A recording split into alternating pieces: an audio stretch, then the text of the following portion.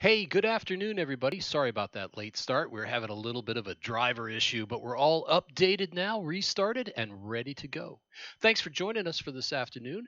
We are going to talk to our favorite ZEISS ambassadors today, Tracy Page and Kenneth Hines. We're going to have them on. We're going to talk about some big words today: conceptualization, how you go from your inspiration to art. And we brought along a friend for you to meet as well. Let's bring them all on. So, like I said, we've had Tracy Page on before. She's back with us this afternoon, and Wilma the Wonder Dog is here. Kenneth Hines, excuse me, woo, talking a little too fast today. So we've been on live all day long, so it's been kind of a hoot here. Our other ZEISS ambassador Kenneth Hines is with us from Atlanta, and in the middle you see actress Jennifer Schottstaedt. She's going to be joining us and talking about how she and Tracy work together to kind of bring the concept to the page or to the image or to your art. We're going to talk about a whole different bunch of ways of looking at what we all do. So welcome everybody. Glad to have you here. Hey, thanks. So Jen, you're our newcomer here. Why don't you tell us a little bit about yourself and things you put together and how you got to where you are now? I'm an actor in Atlanta, and I have my undergraduate degree is in costume design, and at some point in about 3 or 4 years ago, I went into to see Tracy for some headshots, and she said, "Hey, would you like to come back in for with an evening dress so we can just shoot that?" And I said, "Well, I could make something." And she said, "Oh my God, really?" And I said, "Yes."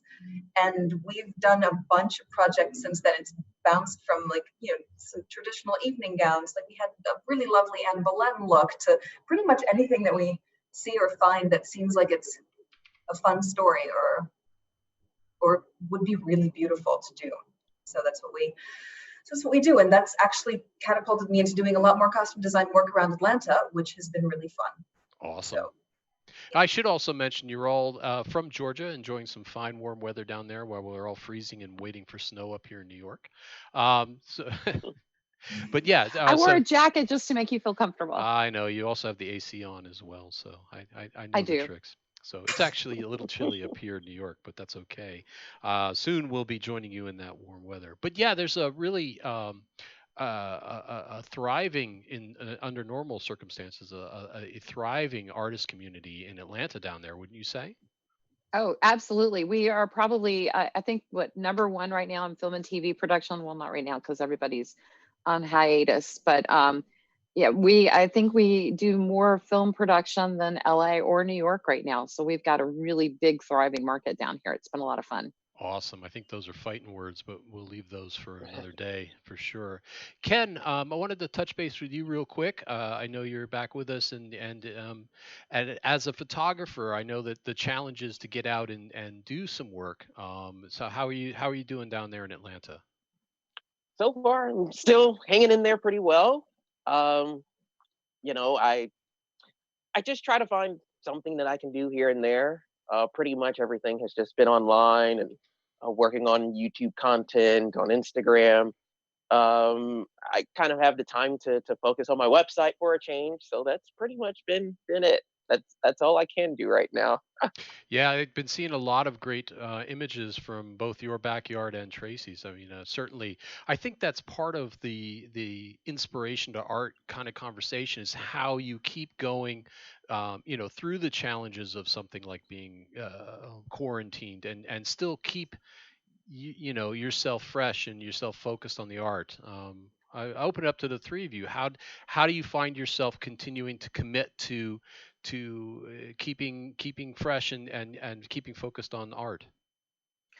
Well, I think one of the things that has always been a starting point for me, and I've been doing this a lot lately, is going back through the images of work that other people have done from the 20s, the 30s, the 40s, just all the way through, and trying to put a fresh spin on that, learn from those images, and try to use those to conceptualize future images, which is a lot of what Jen and I have done in the past.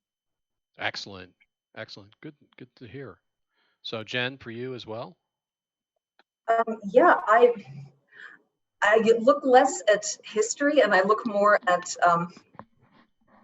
at fantasy things that I'd like to see happen and like to see come to life, because I love working with specifically theater costume design, which is about half of what I do nowadays, because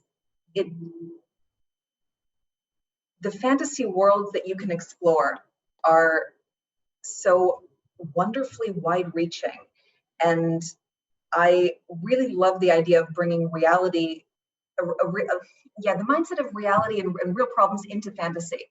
So I'm an absolute fantasy and medieval geek in every possible way, and I love pairing that with practical outlets for art. I think one of my favorite projects so far was working on creating a rather twisted fairyland using all kinds of different fibers, fiber art, crocheted skin membranes, and like beautiful hanging macrame forest and all those things. So whenever I get a chance to put two different, to put something from this world together with fantasy, that's where my brain goes, ooh. And I know that you posted that that mask you just made too, Jen. Mm-hmm. And she did this really cool beaded mask, and I'm already thinking, oh wow, we have to use that for something. Awesome. Well, thanks for all of that. I know though that what we really came to talk about is how to bring those ideas, that concept, that vision that you might have gotten either reading something, Trace, or seeing, and really bringing that ideation to the big screen, or to the to the canvas. I'll let you guys start from there. How do you move from a wisp of a thought or a conversation starter, moving right to what you finally put out for people to view? Well, and one of the things that Jen and I do a lot is we start with inspiration images and we send them back and we send them back and forth to each other. That was funny. That was very unexpected.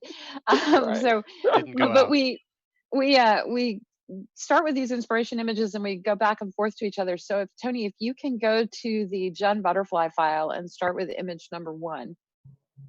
So this was an image that I had seen, I think it's from the 20s or the 30s, and it's completely unlike what we ended up with, but it was the shape that we started with. Okay, we've lost Tony. So we found this really beautiful shape that kind of was like a reverse butterfly. And this is, Tony, there we go. So it's this reverse butterfly with this headpiece that is this big butterfly. And we really loved the image, but we didn't want to be so verbal. So we started, so actual, true to the actual image. So we started talking about how we could change this up. So but you see how the fabric is flowing forward. So then I think there's the image number 2 there is another shape that kind of took us into the same kind of concept. And then we started, I was working with a wig designer. So he made a wig for me that mimicked the shape of the butterfly wing, but didn't go quite as far as what we had here. And Jen then started doing some work with the fabric to get it to flow. If you'll go on to image number 3 as well. I think we can do 3 and then 4, but then you can see the fabric and how it flows and the work Jen did. And Jen, do you want to talk about the work that you did in that fabric to try to get it to fall into that shape that we visualized? Yeah, absolutely. I looked at that fabric, and practically the only fabric that would make sense was a really tightly woven habitai silk, which billows beautifully, and it's fairly easy for me to paint. So what ended up happening was I cut a lot of silk, laid it down in a driveway on a drop cloth, and ended up like hand painting the entire thing in an ombre. And got two different swatches here. So part of it ended up this purple color, and then it faded into this blue. You'll be able to see how that worked later. But yeah, I hand painted the entire thing and gathered that together and created the dress from it, and then would do things. Practically, if you don't weight down the edges of a dress or wings like this, you're trying to toss in the air, it won't billow beautifully. The edges have to be weighted down which sounds counterintuitive, but it helps. It keeps the edges weighted so that everything in between can billow. And so all the edges have tiny beads embroidered going down the veins of the wings, just to keep it down there and billowing. So it's not something you can see, but it's covered in tiny little embroidered beads for practicality. And she also has stitched in, she stitched sections, embroidered sections, to keep it to billow in a certain way. If you'll go back to slide number 3 too. So that slide is actually my storyboard. So this is something else that we do. We create storyboards in 2 different ways when we're working together. Sometimes I'll just sketch it, and then other times we'll do like a Pinterest mood board to try to pull our thoughts together. But in this case, I sketched it, and then we were able to send that to Bobby Stevens, who made the wig for us. And you can see that the wig is kind of roughly in the same shape. And we envisioned this whole thing as a black and white. So the wig was actually painted in sections to be able to highlight the same way that you see here on my storyboard. And then if you'll go to image, the last image in the folder, that is, it's what the finished image, that's a close-up of Jen. That looks really cool. But then the last image in the folder is a finished image of what the piece actually looked like, which is what we were envisioning. So you've got the way that the dress flew forward instead of backwards, and you've got the rough butterfly shape in the hair, and the whole thing kind of silhouetted in black and white. And that was our final piece. It's really terrific. And I remember seeing the genesis of the imagery that you put together for that, and to see, to now understand how you brought that to life is really fantastic. So we want to also talk about, so storyboards are one way to bring your creativity to life. And sometimes you can see from my storyboard, it's rather rough. I actually drew that one on my Wacom tablet. And I'm not a Wacom artist, so I really, it's very, very rough. But that kind of gives you some illustration of how we work with storyboards. But Jen and I also like to do mood boards between the 2 of us. So Tony, if you will go to Jen Flowers and open that file up. And that one is a good example of how we used a Pinterest board that we shared back and forth to kind of share ideas and moods and images as we were trying to figure out what we wanted to start with. So we started with the first image, and that is a black and white with flowers in her hair. That was kind of our original inspiration image. And then as we started exploring Pinterest, and these are just some of the Pinterest images coming up now, and there's 2, I think I put 2 different visions of the Pinterest board there, because I think we have hundreds of files in our Pinterest board because we were really kind of exploring between the 2 of us. But then we came to the whole concept of kind of putting the flowers in the dress. I think that's like slide 4 maybe. Yep, and that kind of took us in the general direction that we ended up going. And then the next slide, Jen, that's going to be the sketches of your dress. So I'm going to let you take that. Yeah. Well, I'm a trained costume designer, so what I'm used to doing is just doing renderings of what the garment's going to end up being. And let me see. So I mostly work with watercolor and renderings, and this is what I ended up doing. There we go. Yeah, and Tony's got it on the screen for everybody right now too. Jen we can't see what's on the screen, so we're trying to keep up and imagine what's there. Yeah.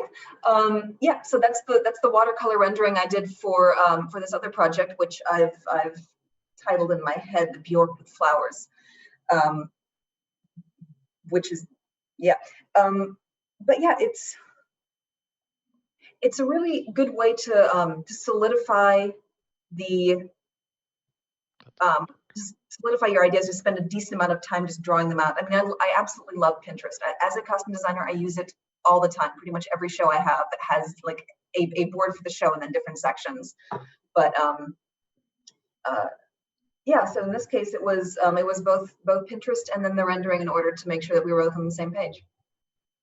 So, and then we started talking about fabrics. So the next slide we have is the rendering that Jen did with the fabrics that she found. So as usual, when Jen and I start doing this, she starts sending me samples of the fabrics and, kind of an idea of how they're going to flow and what they're going to feel like, because that's all part of how our concepts evolve.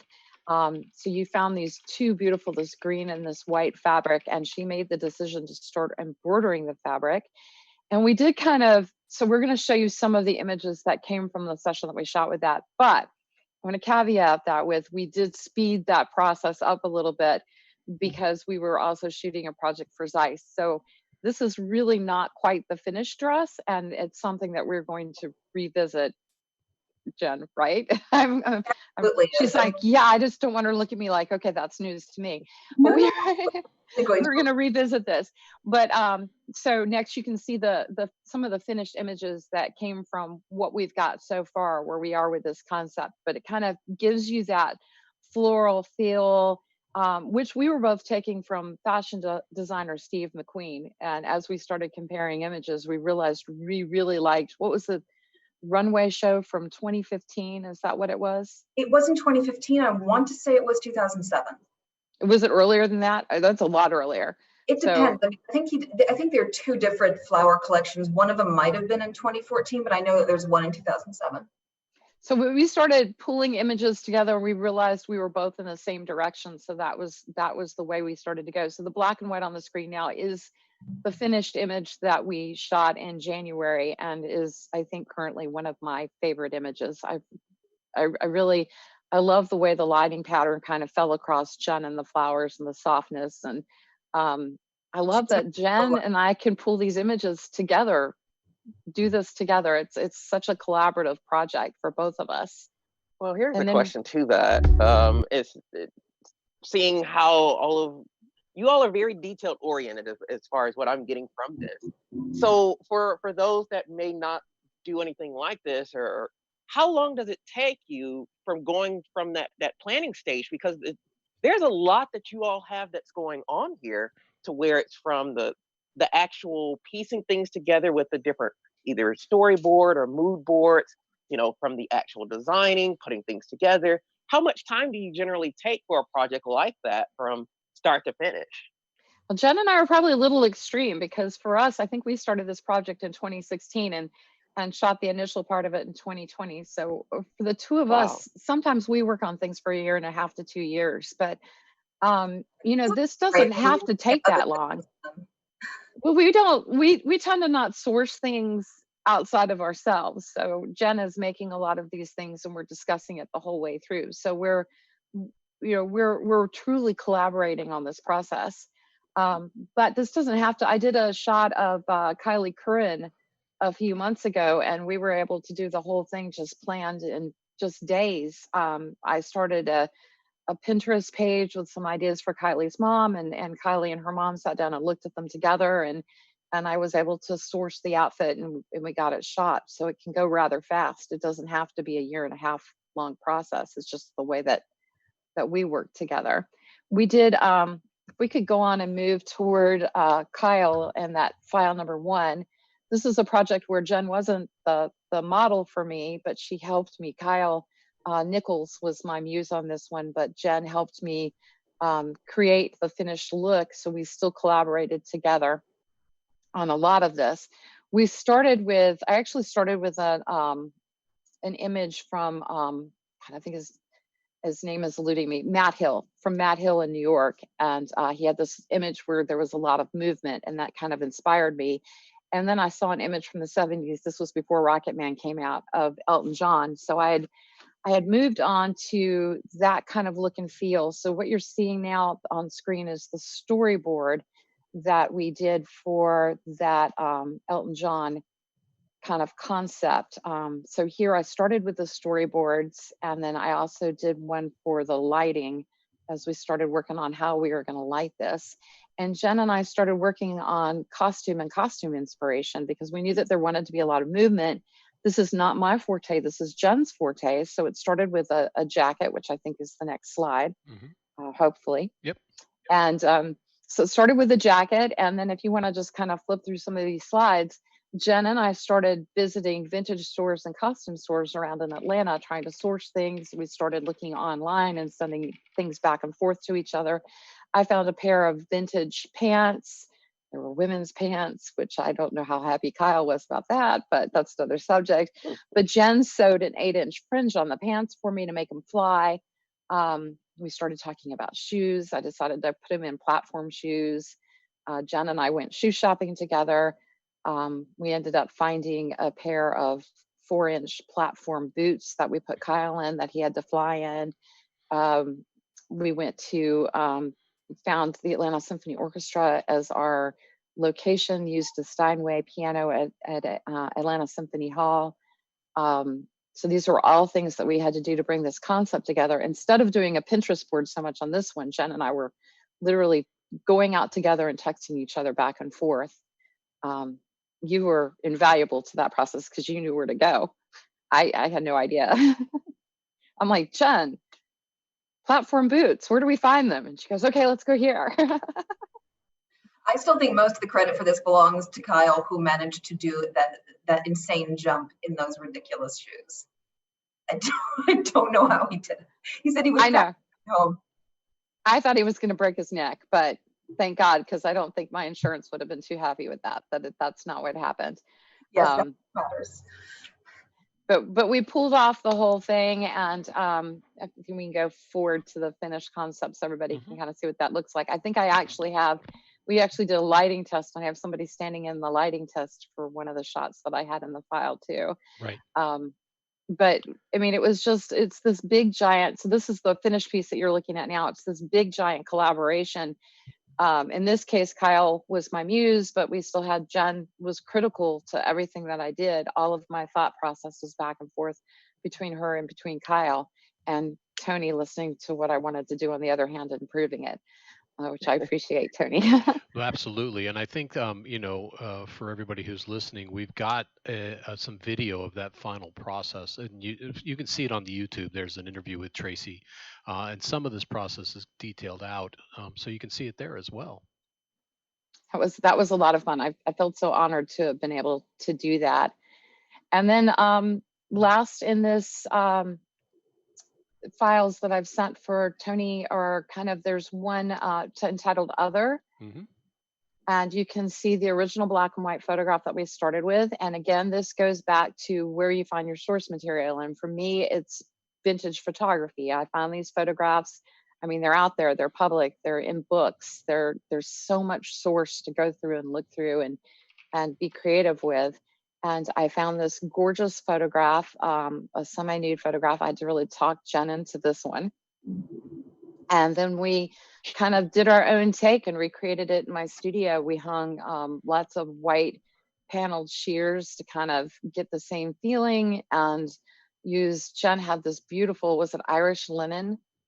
The sheets you brought, and they were gorgeous and just soft. And so if we go forward to the finished image, then you can kind of see what we did with it, which was our own take.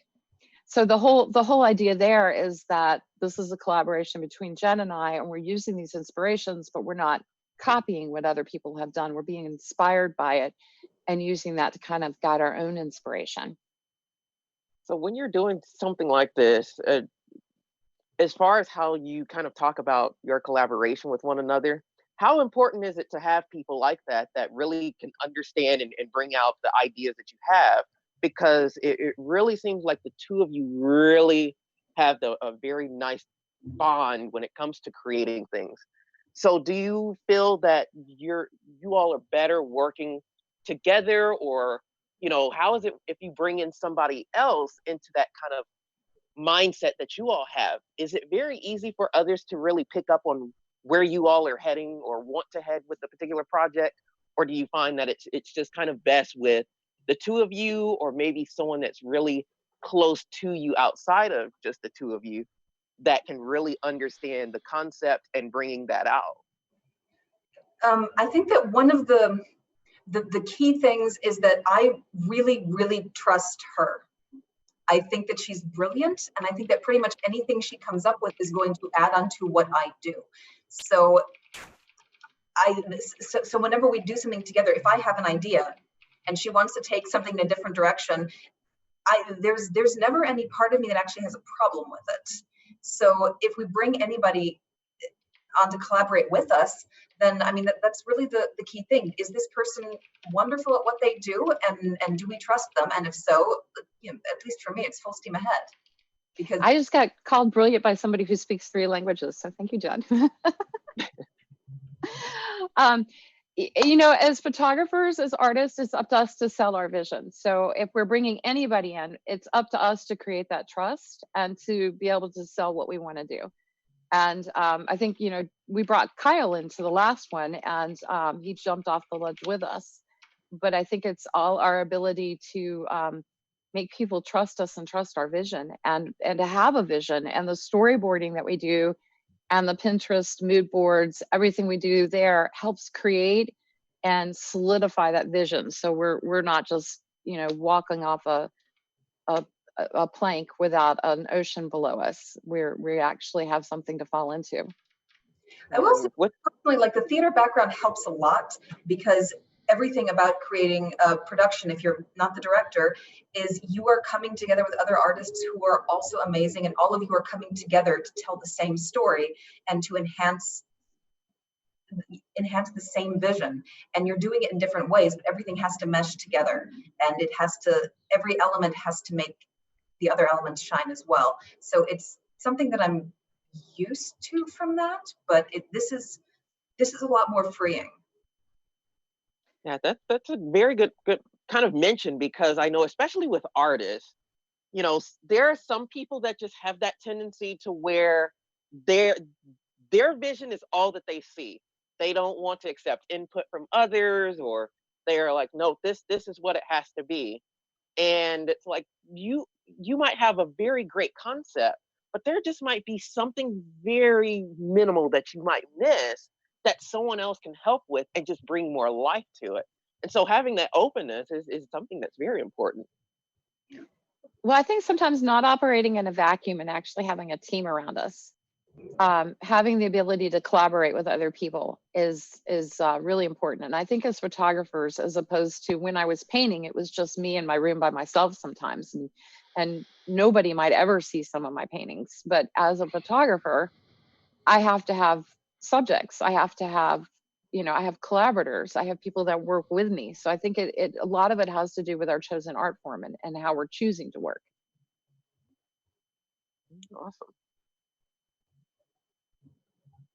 It's kind of a bad image of me alone in my room by myself with my paints, isn't it? So on that, I'll bring everybody back in. I think you know, it's great to see the journey that you take to really bring about the from concept to reality. You know, how you bring that all the way through the process, and the use of mixed media I find is really kind of interesting as well. One doesn't have to stay in a photographic background. Or just simply with photographs to try and get to what they're trying to achieve. There's other ways to do that.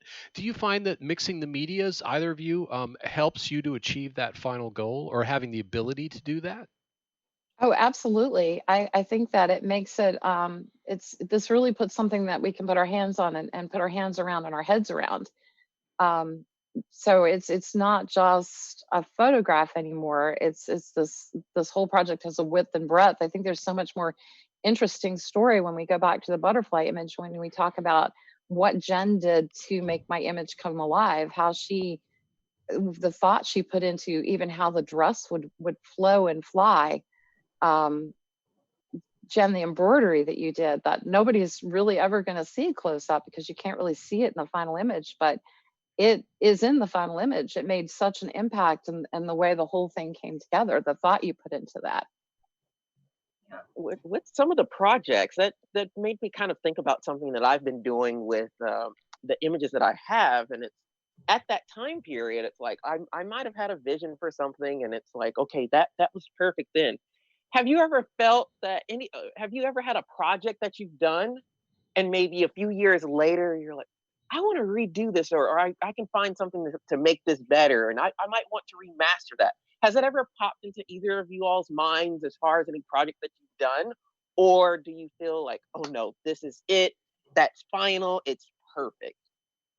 I think that one of the things about doing something in a group setting does mean that if you do fall in love with an idea and it's not what the entire group ends up going with, then that idea has to be put to the side for a while. And there are several ideas that I still very much cling to and hope to do someday with, you know, with people who are as just as excited about that same idea. And I mean, this specifically was a play we're doing that was set in, it was a new play. It ended up being set in the 1690s, and there was going to be a fairy tale element. And the way it ended up being written was that it was just solidly in the real world in the 1690s. And I really, really loved the fairy tale world that was going to happen. It got kind of nasty and gnarly, and all sorts of fiber art were involved, and I loved everything about it. And that had to be put aside, and I really want to revisit that. So, yeah. Jen, remember the kind of the ghost dress that we did? Mm-hmm. Okay, Yeah. so that's an example of an idea that came back around. So Jen and I had done this dress, very Victorian. You could see through it, and we had done this. We planned the whole thing with this kind of otherworldly kind of idea that we were going to do, and it just didn't quite work, I think, for both of us. But then, gosh, it was right after I started shooting for ZEISS, so almost 3 years ago. There's a printer in New York, Jonathan Penny, asked me for a high key image, and at the same time, I was starting to shoot with I think it was the Milvis 50, and I wanted to do an image with the Milvis. So we took that dress back out and we did a completely different image. We hung white shears, we blew light in from behind, and we did this very kind of white on white image that to me worked a lot better. But we had to kind of get back around and recycle it and really just kind of reinvent the whole image. And that's what we managed to do with it. I wish I had thought to put that in here. When you're doing projects like that, as you're going through the whole process, how many other ideas do you sometimes get from that? It's like you might be doing something and it just triggers something else. Oh, I need to set this aside. This is an entirely different project that I can put something together for this particular concept or with this particular idea. You know, how often does that happen as well when you're going about preparing for these types of projects? All the time. And Like, we have is to it really sometimes curate overwhelming? ourselves. Is it sometimes overwhelming too? Like it's just idea after idea. It's like I can't get to all of this, but it's so much that's rushing through my mind. You guys are welcome to look us up on Pinterest and see how crazy some of our idea sessions get, because I think they're still out there. And sometimes Jen and I mean, it's like we just can't contain things. It just gets really nuts. Yeah, I'm really mad that I have to sleep. And I'm really mad that I get about 90 years on this earth, something like that, because that's insufficient for the number of ideas that seem really cool that I really want to play with. But yeah, Pinterest is an amazing design tool, and it is extremely dangerous because it will show you all the things all the inspiration that you could springboard off of. It's actually in terms of starting the design process, I actually really, really like Pinterest as a tool. I've got a friend who teaches in architecture and industrial design, and he makes his students download it too, because it takes you from an image that you like, and it'll do what Pinterest does, which is show you all the related things, and you end up coming up with something that's a world. And it's a very effective way to do that. So as a design tool, I really, really like it. But you can see the inspiration, how we started with that one idea and it was all in the hair, and then it ended up being in the bodice. And that was kind of the evolution that we went to on Pinterest. Yeah, I used to be a big user of Pinterest, and then I had to get off because for me, Pinterest is the black hole where time goes to die, because it's so addicting. Oh my goodness, you can spend so much time there because you just see so many creators, you just see so many ideas, and you're just forever pinning things to your boards on there. And it's and as Jen said, you pin one thing and they show you a recommendation of other stuff that's related to it. So you just keep going and going. And I think Pinterest is a platform that a lot of people don't talk about or utilize very much, but it's especially for anyone that's a creator or an artist. Pinterest is one of the best tools you could ever use. Well, it's been great for us to create and share mood boards. I'm sorry, Jen, I didn't mean to step on you. No, I'm sorry, I was talking over you.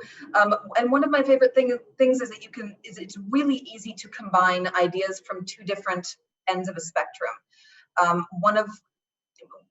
I'm just going to go back to theater. Whenever I'm doing a costume design, I will look at, what clothing actually looked like back in whatever era I'm costuming. One of the most recent things I did was a Frankenstein show. And yeah, I've got the old fashioned plates and things like that. But what's even more fun is then to go into high fashion and look at crazy, ridiculous things from the present day that really tell gorgeous stories, and to look at fashion editorials and to look at amazing art photography and to pair that with the older, with the history, in order to be able to create something that is true to the time period, but still true to the people we're showing this to and the story we want to tell. So I really like the ability to combine two different ends of the spectrum. We have a great question here too from our friend Mario. Hi, Mario. To what degree does a project take on its identity in the process, and how do you adapt to adjust your initial vision as that happens? It's sometimes it's the matter of curating ourselves. Sometimes the idea stays true to form from the beginning. I think with that Elton John shot, that whole idea, sometimes I have, when I can't stop dreaming about the idea, I can't move on from it. And then there are other times where Jen and I just keep talking until we finally curate what we want to do and hit on what works for both of us. So she has to put up with my madness to some degree when I can't move off of an idea. And then, and I do the same thing for her, I think. And then at other times, we just keep talking about it until we really kind of have some idea where we're going. Yeah. I think it takes on its own identity when it becomes primarily collaboration. If it's a project that comes from a very specific idea that I have lodged in my head that won't let go, then everything becomes about, is what we're doing right? Is this exactly what the idea is that I can't let go of, that I really want to do? But if it's something that's more like the gown with the flowers, then that absolutely purposely took on its own identity because we were creating it together as we went.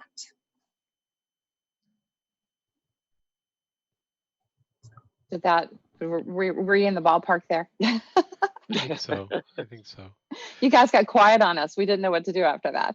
No, you answered it, just perfectly. I really think it's interesting that you have a handle on your own process.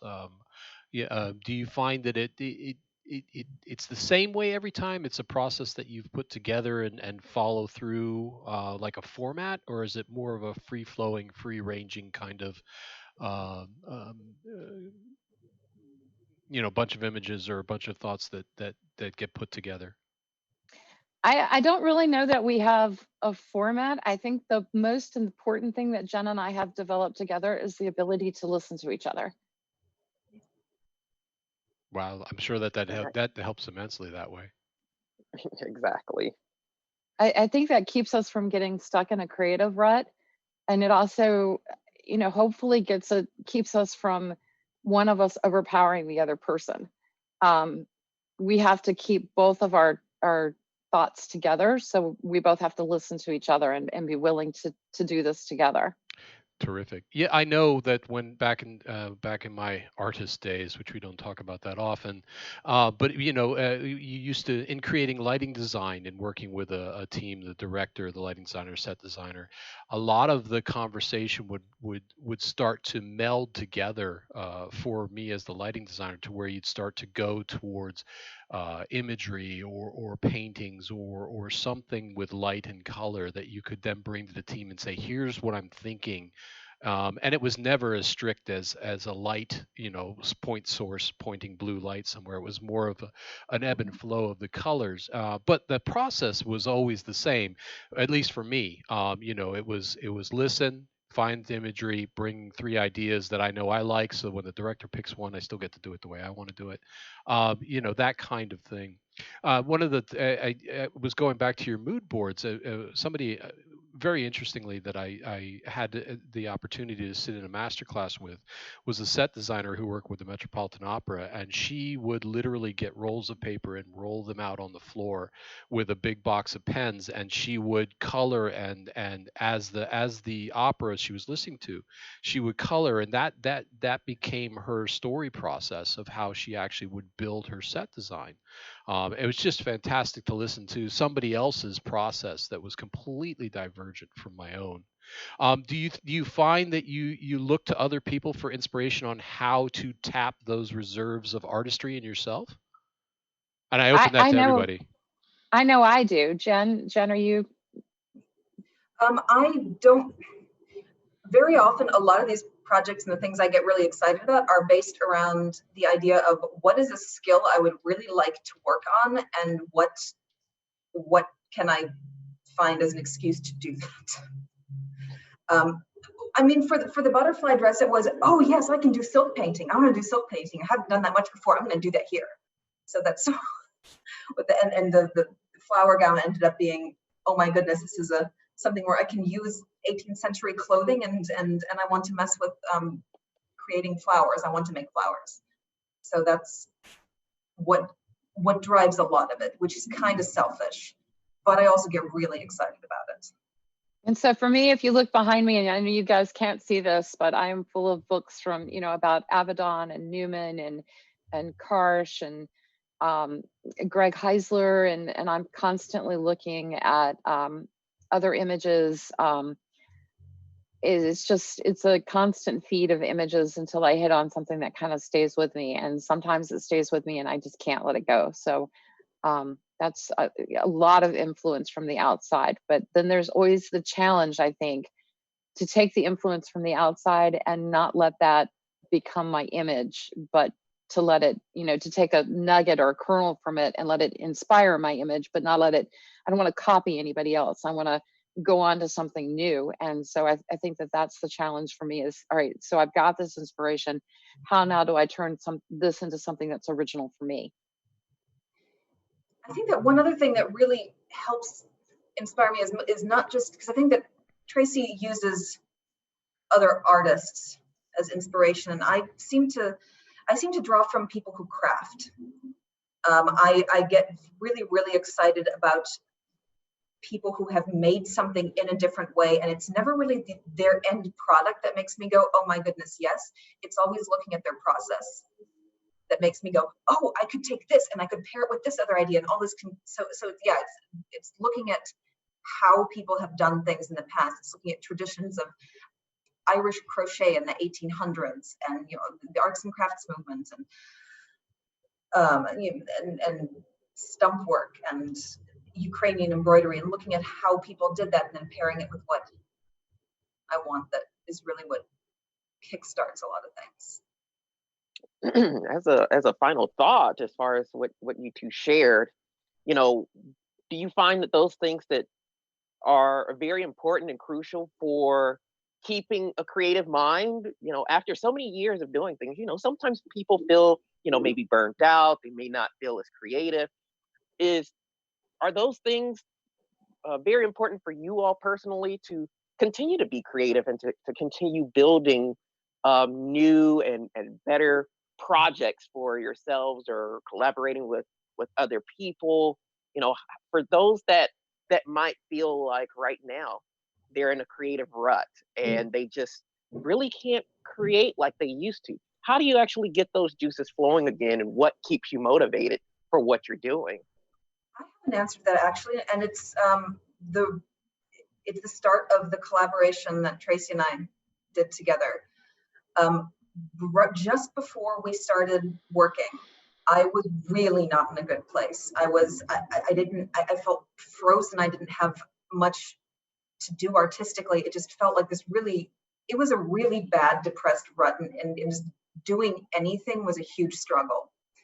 And that's when I went to Tracy to get my headshots done, and heard a lot of her suggestions saying, hey, let's do this together, is actually what helped yank me out of that and helped give me something to be excited about. It was her. It was her as a person. It was her coming into my life that made me find myself again. So yeah, it's people. I absolutely can echo what Jen says. Jen gave me my the image. It was her idea, the concept of the Anne Boleyn dress that I won my first really major awards with.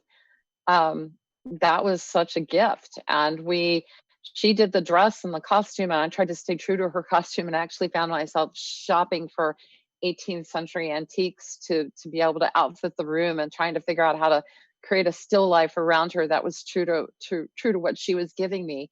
So I think what we did for each other is we have creatively given each other this gift that feeds our souls. And I think the ability to have somebody that can act as a muse to you and feed your soul has kept us really, really fresh. And we thank you. And to have somebody who believes that, who really likes what you do and admires it and wants to see more of it, that's a huge gift, because it's so easy to just crap on yourself and what you think and what you're doing. But to have somebody in your life who wants to be a part of what you're making, that's a huge deal. We have a great question from Brandon Cunningham. Thank you, Brandon. When you are creating, do you always have a platform in mind for those projects, or are you creating to just be creating and later figure out what will go with the project? You know, for Jen and I think that we usually have a platform in mind before we shoot it, because we tend to be very detail oriented in how we work together. I do a lot of my bread and butter work is very organic and just happens in the moment, and that's how I normally work. So for Jen is a chance for me to get out of that and do something completely different, and we tend to plan to the umpteenth T. But I don't think that that has to be true for everyone. I think that we all have to find whatever is true to our own creative selves and brings it out in us. So what I do and what Jen does is probably not going to be true for every artist. I think it's just true for us. I'm sorry. There's a lovely sense of instant gratification, like a lovely just dopamine hit of happiness that comes with finishing a creative project. And very often I will find myself honestly just chasing that and going, oh, I would like to do this project. I'm going to do this project now. I don't know when it's going to be for, but I'm going to do it. I am doing that right this moment during quarantine. I'm in Atlanta, where we have Dragon Con coming up in September, and I'm absolutely doing a Sansa Stark cosplay and embroidering endless red leaves onto a sleeve. I don't know what I'm going to do with this afterwards. It's just Dragon Con's an excuse to wear this thing that I want to make. And then I get to shoot it, right? Yes, please, please, please. Sometimes it's that simple. Yes. And how as a final thought on that is, how important is it to do projects like that just for the creativity part of it, to where it's not necessarily you're doing something for a business or a client? You know, kind of, I don't really know the best way to word that, but as far as creativity on its own and then the business side on its own, you know, how important is it's just being creative, I guess, is where I'm wanting to really direct that. And just doing it because you want to do it, and because that's something that you're feeling like you really want to do at that moment. Well, I know I'm guessing that it's probably similar for Jen, but when I'm creating for work, you know, I have somebody else directing what I have to do. I mean, I'm a headshot editorial portrait photographer, but my clients are the agency owners, the agency directors, the editors, publishers, ad agency creatives. They're telling me what they need me to create. So the process that I do with Jen gives me an opportunity to get in my own head and create what I want to create. So it's for me, it's very important to have this creative outlet separate from my work, because it gives me a chance to explore other things that maybe one day will be a part of my work. I started exploring black and white through my creative outlets for myself for play, and now I'm finding a demand for my black and white editorial portrait work.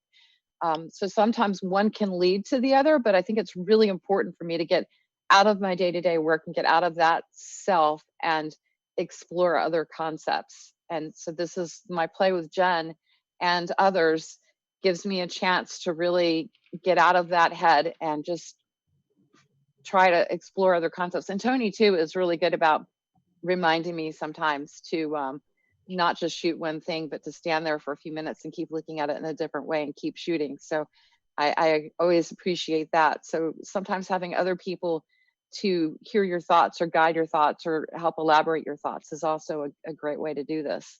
Yeah, I See, noticed. you, That's what I was going to say. Is I know we were all talking about how you drive to the art, and some of us have realized a long time ago that we're better at helping other artists than we are in creating our own. And there's a process to bring from concept to creation on that as well. But yeah, it's always good to have someone else in your life, or a different, or forcing yourself in your process to turn your head and look at things a different way, or to walk around whatever you're trying to do, or just get in the space and look at it from a different viewpoint. Well, and I think it's also important for us not to think that we know everything about something. And sometimes having those outside voices helps remind us that there's still other avenues and places to explore. Right. No, yeah. absolutely.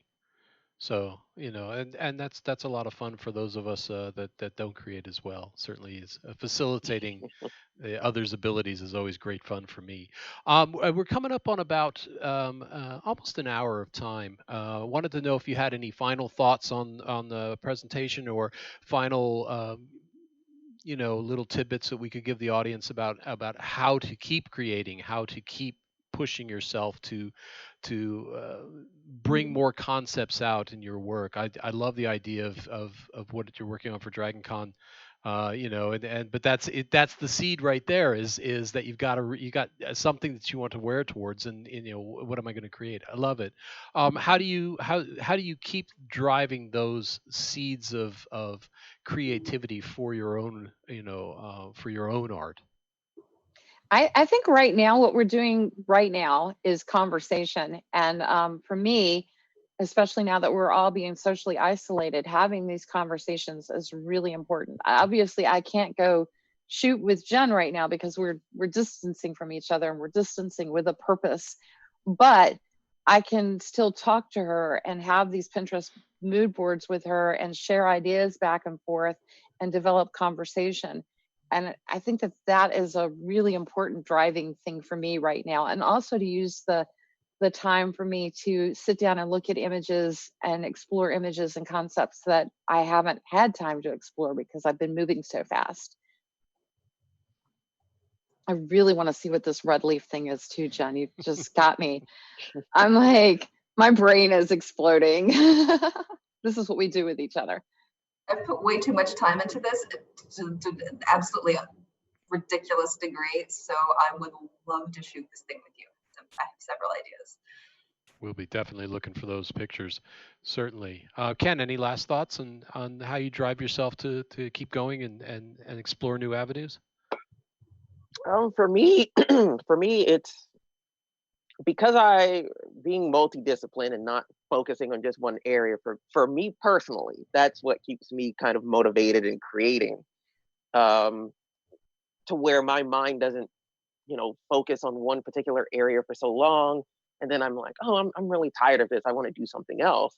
So I love different mediums of art. A lot of people actually didn't know that I started off, painting, but before I transitioned to photography. And so I like looking at other artists, paint or draw. That inspires me because I might not be doing those particular mediums anymore, but I try to translate that over into things in photography. Maybe just even trying things in Photoshop. I'm not a big person on Photoshop, but the time that I've had being isolated has allowed me to gain more interest in wanting to explore more of the tools that you can do in Photoshop. So it just, being that open-minded, especially right now, I feel is very important. There's really nothing else for us to do. Learn something different. If you're a wedding photographer and you might, you have no weddings right now, explore other areas, see what maybe a street photographer does, watch videos, look at webinars and different things like that. You have that opportunity to where that could draw inspiration into what you're doing as a wedding photographer. A lot of people don't know or see the relationships between the different genres, but they're all similar to one another. This time is actually a huge gift. When I taught at the Georgia Governor's Honors Program, it was basically a lot of gifted kids who went away for 4 weeks to a really intensive program studying things they majored in, and there were no grades, and we kept telling them, this is your chance to try something you have always wanted to try and fall flat on your face and fail. Because it won't matter. It won't matter in the real world. It won't end up on your resume. It won't end up anywhere. This is your opportunity to do something that you have wanted to do, but have been too worried to do. And honestly, for people who are stuck at home during quarantine right now and who can't do the things they normally do and who have nothing else to do, this is kind of an odd little gift, because there are a lot of things that I wish I had had time for before, and now my hands are tied. I have time. I have nothing but time right now, and this is a time where I think a lot of people are creating things and producing things that they had only thought about before. It would be a fun idea at some point, or some people going, oh, I have to bring in customers to my Etsy costume shop somehow. So I'm going to take all of my superhero fabric and I'm going to start making masks with that, which is what one of my good friends is doing. So this is a kind of horrifying, but also kind of a slightly wonderful time to be exploring things as an artist. Oh, absolutely. That's like how Tracy is up here right now with me doing the live. Never thought you'd be on social media this much, Tracy, did you? No. And I'm like, I have 0 social media following, so this is all new for me. So you guys are having to put up with me as it's creating content, and this is I don't usually have time to do this, and I've had to get to explore this whole new world. So I've really learned a lot in these last few weeks, and Ken has been dragging me kicking and screaming along with him. So it's been fun. And we're all getting better at it. I think, I absolutely, echo that, the ability to utilize this time to focus on something and remove the distractions and actually just get back to what we're all good at doing. And with that, I kind of want to end what we're doing. I wanted to thank our 3 guests today, Tracy Page, Kenneth Hines, and the actress Jennifer Schottstaedt for joining us today as our special guest, talking about the creative process and moving from concept to art. And that's really wonderful. Thank you, everybody. I appreciate you being here with us today. Jen, I love you. Thank you. All right, and I'll see you guys shortly. Thanks again to everybody for joining us today. We've had a really good talk. We're doing these again every Friday at 3. And so make sure to drop by, like and subscribe, and all those fun things the YouTubers say these days. We'll make sure to bring you excellent content every Friday afternoon at 3. Thanks, everybody. Bye for now.